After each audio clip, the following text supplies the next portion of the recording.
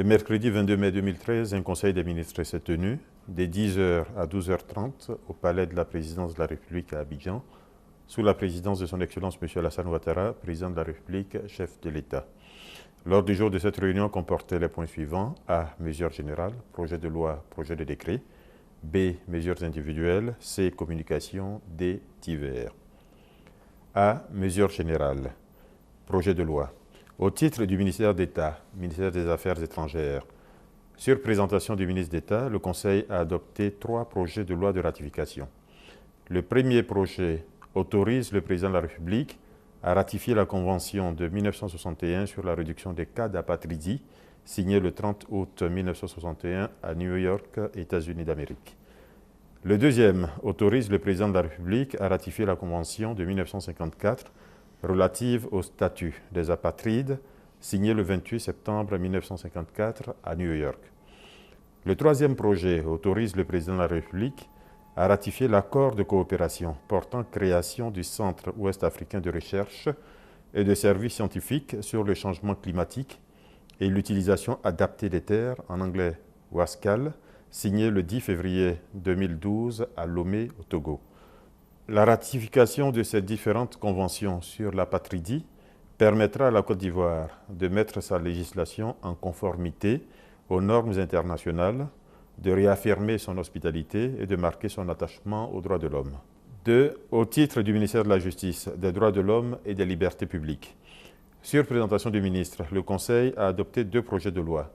Le premier est relatif à la prévention et à la lutte contre la corruption et les infractions assimilées. Et le deuxième fixe les attributions, la composition, l'organisation et le fonctionnement d'une autorité chargée de la transparence de la vie publique et de la lutte contre la corruption et les infractions assimilées. Ces projets de loi s'inscrivent dans le cadre du programme d'action prioritaire entrepris par le gouvernement en vue du renforcement de la bonne gouvernance. Et il s'agit également pour le gouvernement d'insérer dans la législation nationale les normes internationales en la matière rendues nécessaires par la ratification des conventions de l'Union africaine et des Nations unies sur la prévention et la lutte contre la corruption. 3. Au titre du ministère, auprès du Premier ministre chargé de l'économie et des finances. Sur présentation du ministre, le Conseil a adopté 2 projets de loi de ratification.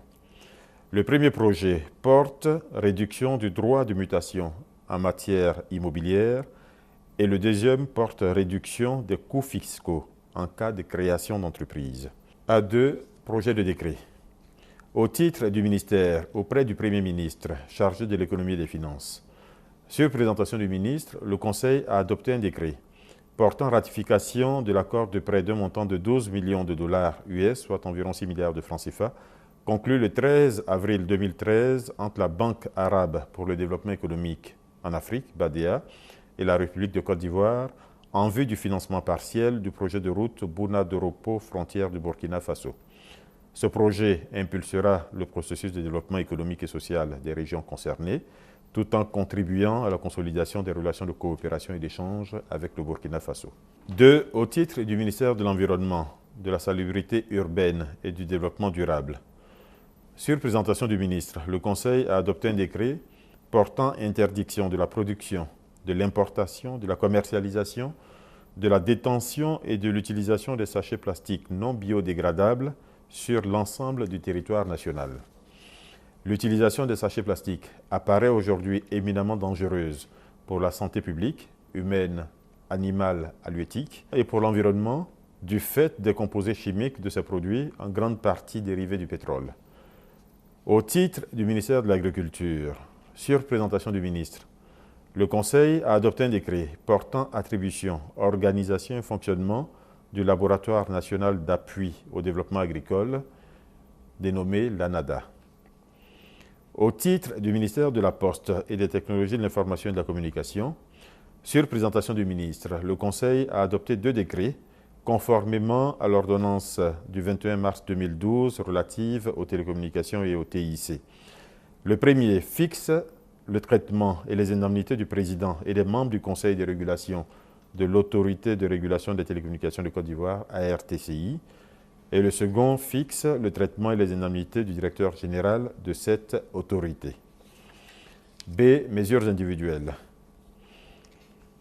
Au titre du ministère d'État, ministère des Affaires étrangères, sur présentation du ministre d'État, le Conseil a adopté un décret approuvant la nomination de M. Charles Providence Gomis en qualité d'ambassadeur représentant permanent du président de la République de Côte d'Ivoire auprès de l'Organisation internationale de la francophonie OIF.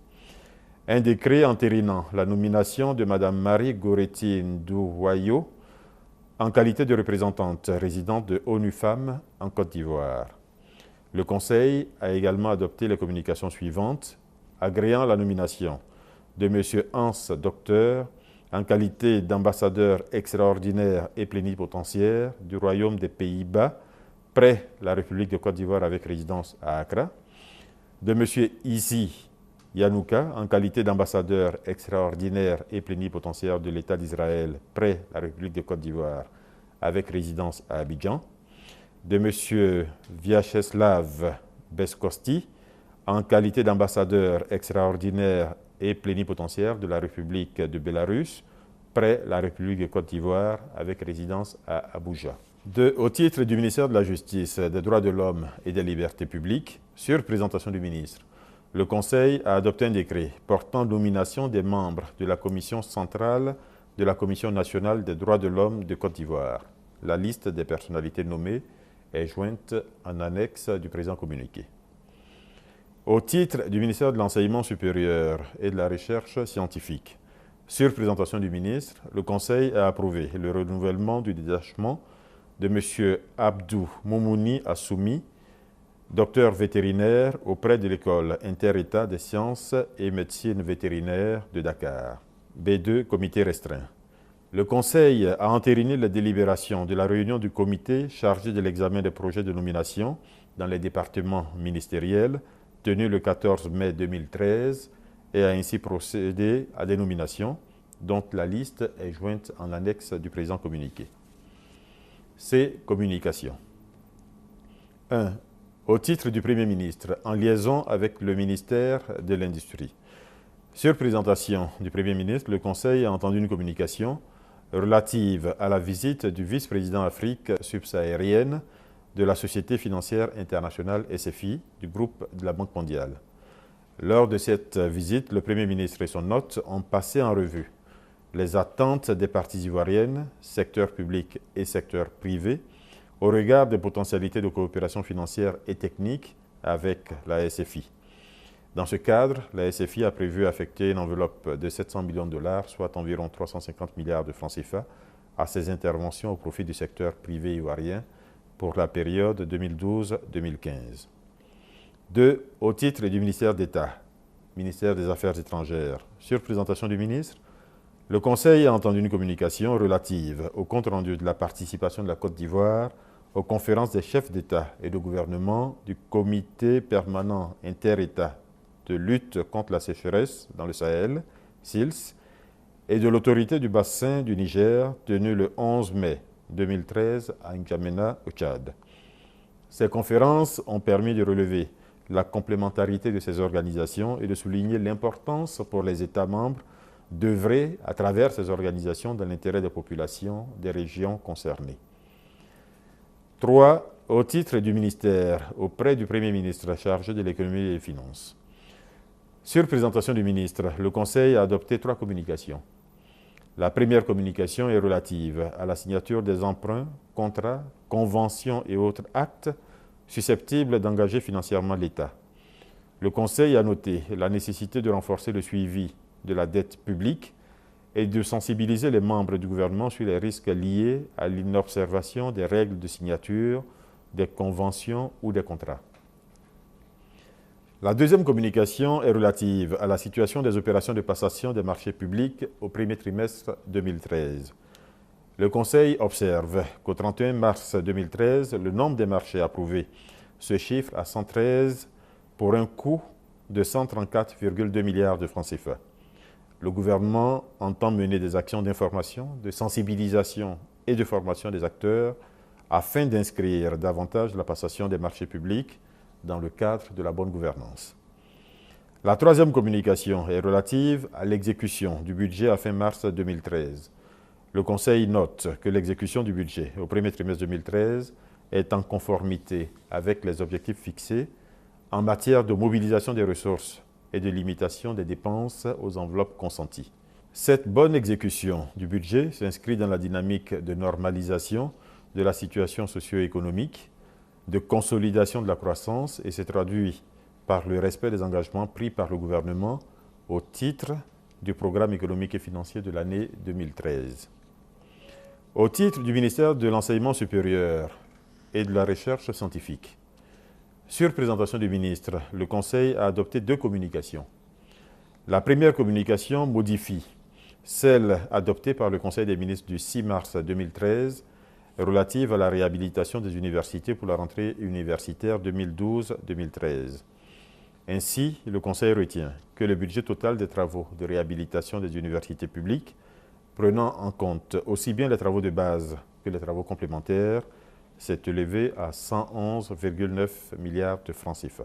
La deuxième communication est relative aux événements survenus le lundi 13 mai 2013 à l'université Félix Houphouët-Boigny de Cocody. Le Conseil a condamné la résurgence des manifestations violentes sur les campus universitaires, notamment ceux de Cocody et d'Abobo-Adjamé, et a instruit le ministre de mettre en œuvre les mesures proposées, notamment la poursuite des enquêtes, la demande d'explications et des sanctions exemplaires en vue d'éviter la répétition de tels actes dans nos universités. 5. Au titre du ministère des Ressources animales et halieutiques. Sur présentation du ministre, le Conseil a adopté une communication relative au financement de la contrepartie trésor du projet Réponse stratégique au VIH-Sida au profit des communautés de pêche en Afrique, zone Côte d'Ivoire. Ce projet, estimé à 675 millions de francs CFA, principalement financé par l'Organisation des pays producteurs de pétrole, OPEP, pour une durée de 36 mois, a pour objectif de réduire la pauvreté au niveau des communautés de pêche et d'améliorer la sécurité alimentaire et la nutrition. Aussi, conformément aux obligations de notre pays relativement à l'accord signé, le Conseil a autorisé la mobilisation des ressources nécessaires à l'exécution des activités de ce projet, soit la somme de 175 millions de francs CFA. 6. Au titre du ministère de l'Agriculture. Sur présentation du ministre, le Conseil a adopté une communication sur le lancement d'une étude de faisabilité relative à la création d'une bourse des matières premières agricoles en Côte d'Ivoire.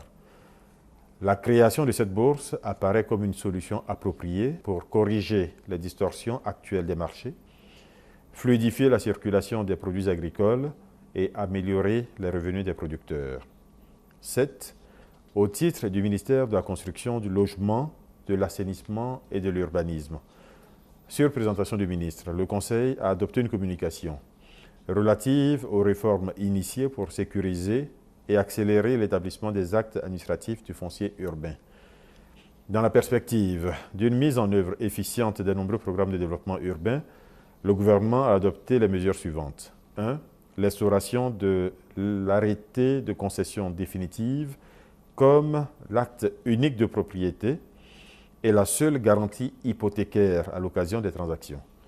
2. La limitation des acteurs de la chaîne de délivrance des actes administratifs du foncier urbain au ministre chargé de la construction et de l'urbanisme en ce qui concerne le district d'Abidjan et au préfet pour ce qui concerne les villes de l'intérieur du pays. 3. La mise en place d'une base de données informatique unique du foncier urbain.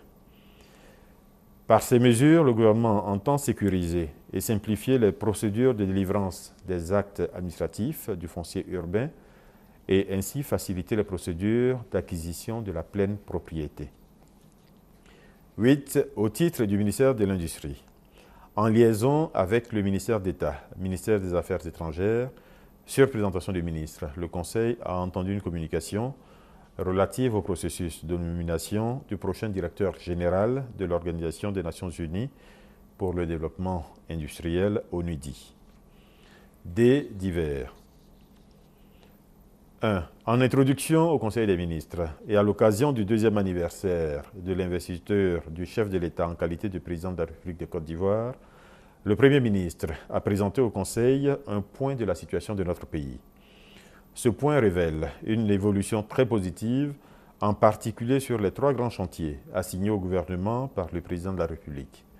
Ainsi, au titre de la paix et de la sécurité, le Premier ministre s'est réjoui de la baisse importante de l'indice d'insécurité, passé de 3,8 en 2012 à 1,6 en 2013, du retour de nombreux exilés, de la bonne tenue des dernières élections locales, du retour et du repositionnement de la Côte d'Ivoire sur la scène sous-régionale, continentale et mondiale. Au titre de la réconciliation nationale, tout en rappelant qu'il ne saurait y avoir de réconciliation sans justice, le Premier ministre a évoqué les efforts importants réalisés par la Commission Dialogue, Vérité et Réconciliation, CDVR, la poursuite du dialogue avec l'ensemble des partis d'opposition, directement ou à travers le cadre permanent de dialogue, CPD, etc. Au titre de la reconstruction et de la relance économique, le Premier ministre a rappelé les résultats positifs acquis en très peu de temps, notamment les succès du groupe consultatif de Paris, le lancement des grands chantiers sur toute l'étendue du territoire national, la reprise d'une croissance économique forte, le retour de la confiance chez les investisseurs privés. Pour terminer, le Premier ministre a évoqué les défis restants à relever, notamment la réduction du chômage des jeunes, la lutte contre la cherté de la vie et d'une façon générale, l'amélioration des conditions de vie des populations, avant de réaffirmer l'engagement du gouvernement à poursuivre et à accélérer son action pour répondre encore plus vite aux attentes des populations.